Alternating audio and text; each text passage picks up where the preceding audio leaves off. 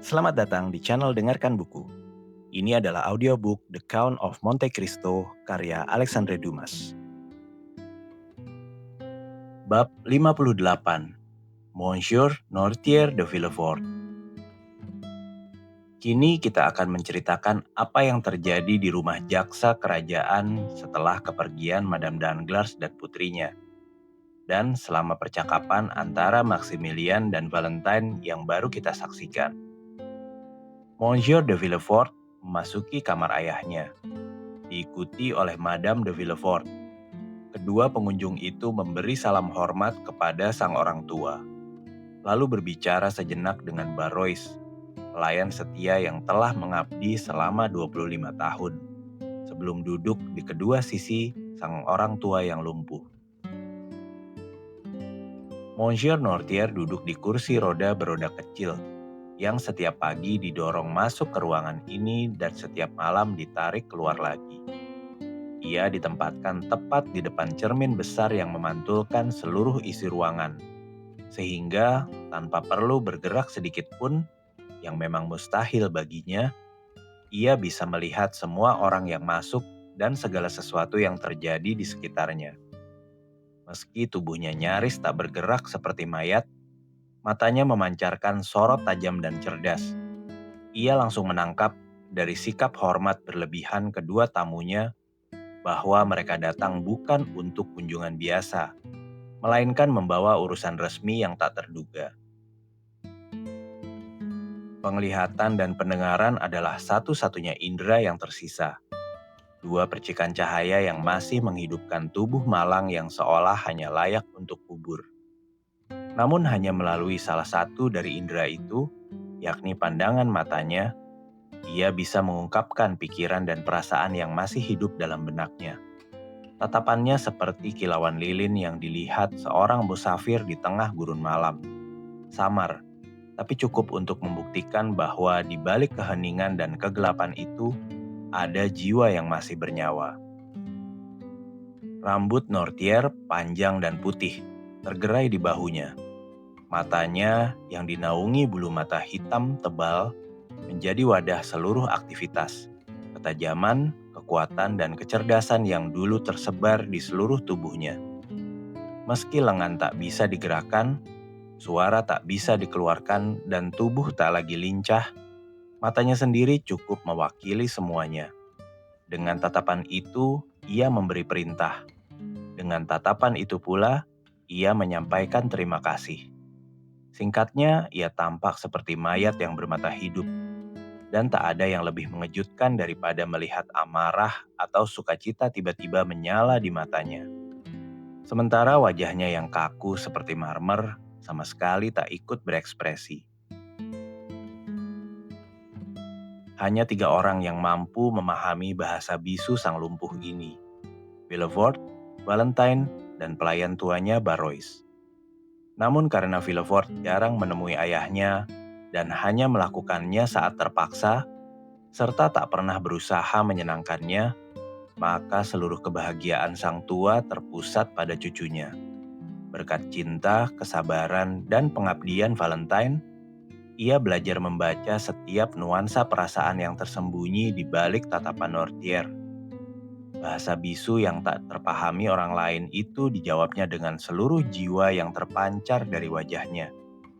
Demikianlah percakapan terjalin antara gadis muda yang segar dan si lumpuh yang nyaris tak bernyawa.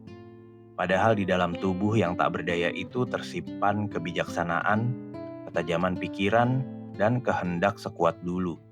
Meski kini terpenjara dalam tubuh yang tak bisa menuruti perintahnya. Valentine telah memecahkan teka-teki ini. Ia mampu memahami pikiran sang kakek dan menyampaikan pikirannya sendiri dengan mudah. Berkat ketekunan dan pengabdiannya yang tak kenal lelah, ia jarang gagal menebak keinginan sang kakek dalam urusan sehari-hari, baik keinginan pikiran yang masih hidup maupun kebutuhan tubuh yang nyaris mati. Adapun Barrois, karena telah mengabdi selama 25 tahun, mengenal semua kebiasaan tuannya. Sang tua jarang perlu meminta sesuatu. karena pelayannya selalu sigap memenuhi kebutuhannya. Namun kali ini Villefort tak memerlukan bantuan Valentine atau Barrois untuk memulai percakapan aneh yang akan ia lakukan dengan ayahnya. Ia memahami kosakata sang tua dengan sempurna, dan jika ia jarang menggunakannya, itu semata karena ketidakpedulian dan kebosanannya. Maka ia menyuruh Valentine pergi ke taman, mengusir Barrois, lalu duduk di sebelah kanan ayahnya. Sementara Madame de Villefort duduk di sebelah kiri dan berkata, "Kami berharap Tuan tidak keberatan bahwa Valentine tidak ikut bersama kami atau bahwa saya menyuruh Barrois pergi, sebab percakapan yang akan kami lakukan tidak pantas didengar oleh mereka. Madame de Villefort dan saya memiliki kabar penting untuk disampaikan kepada Tuan." Wajah Noirtier tetap datar selama pembukaan panjang ini. Namun mata Villefort berusaha menembus ke dalam hati sang ayah.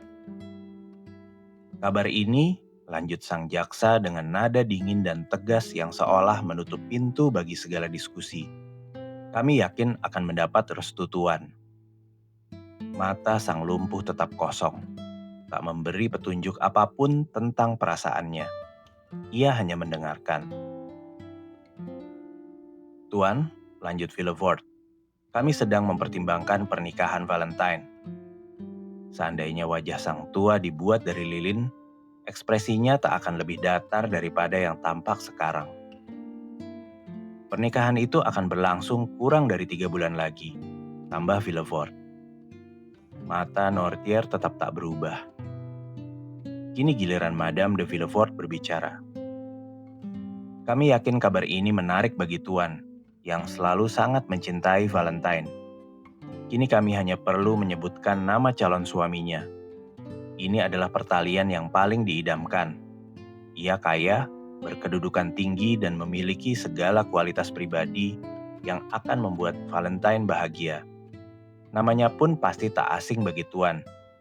Monsieur Franz de Quesnel, Baron d'Épinay." Saat istrinya berbicara, Villefort mengamati wajah ayahnya dengan tajam. Begitu nama Franz disebut, pupil mata Noirtier melebar. Kelopak matanya bergetar seperti bibir orang yang hendak bicara. Dan ia melemparkan pandangan kilat penuh amarah pada istrinya dan putranya. Sang jaksa yang tahu betul kebencian politik lama antara Noirtier dengan almarhum de Épinay senior, paham betul gejolak amarah yang membara dalam dada sang ayah. Namun ia pura-pura tak melihat apa-apa dan segera melanjutkan. "Tuan tahu, Valentine akan genap 19 tahun. Usia yang tepat untuk segera menikah. Namun kami tak melupakan Tuan dalam rencana ini. Kami telah memastikan bahwa calon suaminya bersedia bukan tinggal di rumah ini, karena itu mungkin tak nyaman bagi mereka. Tapi justru Tuan yang akan tinggal bersama mereka. Dengan demikian, Tuan dan Valentine akan sangat saling mencintai. Tak akan berpisah. Tuan bisa menjalani kehidupan seperti biasa, bahkan lebih baik. Alih-alih kehilangan satu cucu, Tuan akan mendapat 2 anak yang menjaga dan menghibur Tuan." Tatapan Noirtier membara. Jelas sekali ada amarah putus asa dalam hatinya. Jeritan amarah dan duka naik ke tenggorokannya, tapi tak bisa keluar. Wajah dan bibirnya membiru karena tertahan. Villefort dengan tenang membuka jendela. "Hari ini sangat panas. Udara pengap mempengaruhi Monsieur Noirtier," katanya. Lalu kembali berdiri di samping ayahnya tanpa duduk. "Pernikahan ini," tambah Madame de Villefort, "sangat disetujui oleh keluarga di Épinay. Lagi pula ia hanya punya paman dan bibi. Ibunya meninggal saat ia lahir dan ayahnya dibunuh tahun 1815 saat ia baru berusia 2 tahun. Karena itu ia bebas memilih jalannya sendiri dan jarang mengakui otoritas selain kehendaknya sendiri." "Itu pembunuhan yang misterius," kata Villefort. "Pelakunya belum tertangkap, meski lebih dari 1 orang pernah dicurigai." Mendengar itu, Noirtier berusaha keras, dan bibirnya meregang menjadi senyum tipis. "Nah," lanjut Villefort, Mereka yang benar-benar bersalah, yang telah membunuh ayahnya dengan kejam, akan senang bisa memberikan perdamaian semacam ini. Menyerahkan Valentine, gadis suci, kepada putra korban kekejaman mereka. Noirtier berhasil menguasai emosinya lebih dari yang mungkin dilakukan tubuh lemahnya. Ya, aku mengerti, kata tatapannya, penuh amarah dan penghinaan mendalam. Villefort memahami maksud ayahnya, dan hanya menjawab dengan angkat bahu kecil, lalu memberi isyarat pada istrinya untuk pamit. Sekarang Tuan, kata Madame de Villefort, saya mohon diri. Apakah Tuan ingin Edward menemani Tuan sebentar? Telah disepakati bahwa sang tua akan menutup mata untuk menyetujui, mengedipkan mata berulang kali untuk menolak, mengangkat mata ke langit jika ingin menyampaikan perasaan, menutup mata kanan jika memanggil Valentine dan mata kiri jika memanggil Barrois. Mendengar usulan itu, Noirtier segera mengedipkan matanya, menolak tegas. Ia kesal, menggigit bibirnya. Ia bertanya, "Kalau begitu, apakah saya panggilkan Valentine?" Sang tua segera menutup matanya, tanda setuju penuh semangat. Monsieur dan Madame de Villefort membungkuk dan pergi, memerintahkan agar Valentine segera dipanggil ke kamar kakeknya, yakin bahwa gadis itu akan kesulitan menenangkan jiwa sang lumpuh yang sedang gelisah. Valentine, pipinya masih memerah oleh emosi, masuk tepat setelah orang tuanya pergi. Satu pandangan saja cukup baginya untuk tahu bahwa kakeknya sedang menderita dan ingin menyampaikan sesuatu. "Kakek sayang," serunya, "apa yang terjadi? Mereka membuatmu marah?" Sang lumpuh menutup mata, mengiyakan. "Siapa yang membuatmu kesal? Ayahku?" "Tidak." "Madame de Villefort?" "Tidak." "Aku?" Tanda yang sama kembali diulang. "Apakah kau marah padaku?" seru Valentine terkejut. Noirtier menutup mata lagi. "Apa yang kulakukan, kakek? Mengapa kau marah padaku?" Tak ada jawaban. Ia melanjutkan. "Aku tak menemuimu sepanjang hari. Apakah ada yang membicarakanku di belakangku?" "Ya," jawab tatapan sang tua dengan bersemangat. "Biarkan aku berpikir. Aku yakin, kakek. Monsieur dan Madame de Villefort baru saja pergi dari sini, kan?" "Ya." "Mereka yang membuatmu marah? Apa yang mereka katakan? Bolehkah aku tanya mereka agar aku bisa meminta maaf padamu?" "Tidak, tidak," kata tatapan Noirtier. Kau membuatku takut. Apa yang mereka katakan?" Ia berusaha mengingat. Aku tahu," bisiknya sambil mendekat. "Mereka membicarakan pernikahanku, bukan?" "Ya," jawab tatapan marah itu. "Aku mengerti. Kau marah karena aku diam. Mereka memaksaku merahasiakannya, bahkan tak memberitahu rencana mereka. Aku tahu secara kebetulan, karena itu aku tak bercerita padamu, kakek. Maafkan aku." Tapi tatapan itu tak menenangkannya. Sebaliknya seolah berkata, "Bukan hanya diammu yang menyakitiku."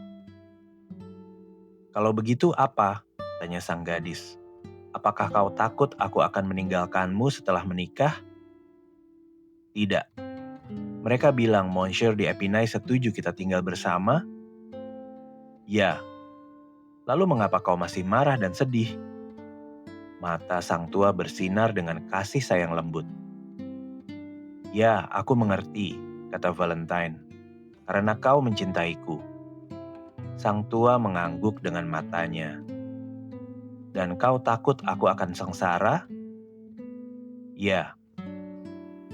"Kau tak suka Monsieur Franz?" Mata itu berulang kali berkata, "Tidak, tidak, tidak." "Jadi kau menentang pertunangan ini?" "Ya." "Nah, dengarkan," kata Valentine sambil berlutut dan memeluk leher kakeknya. "Aku juga marah. karena aku tak mencintai Monsieur Franz d'Epinay. Sorot sukacita menyala di mata sang tua. Ingat saat aku ingin masuk biara, kau sangat marah kan? Air mata menggantung di mata sang lumpuh. Nah, lanjut Valentine. Alasanku mengusulkan itu adalah agar aku bisa lolos dari pernikahan mengerikan ini, yang membuatku putus asa. Napas Nortier menjadi cepat dan pendek. Jadi kau juga menderita karena rencana ini.